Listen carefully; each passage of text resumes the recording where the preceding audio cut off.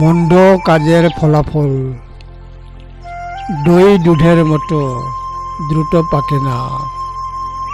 তারা ছাইয়ের নিচে স্ফুলিঙ্গের ভস্মাচ্ছন্ন অগ্নির মতো স্মলদার।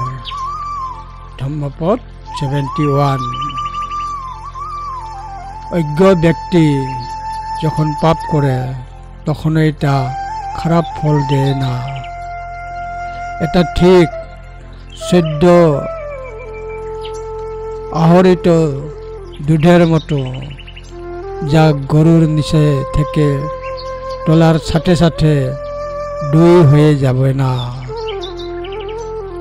যে পাপ সংগঠিত হয়েছে তা ছাই দ্বারা আচ্ছাদিত স্ফুলিঙ্গের মতো লুকিয়ে থাকে এবং পাপের কাজকারীকে অনুসরণ করে এবং পোড়াতে থাকে। দুধ যেমন মন্দ কর্ম করা হয় তেমনি ধীরে ধীরে টক করে। স্মলদারিং এটা কি মূর্খকে অনুসরণ করে, যেমন ছাই ঢেকে আগুন। ধম্মপদ 71।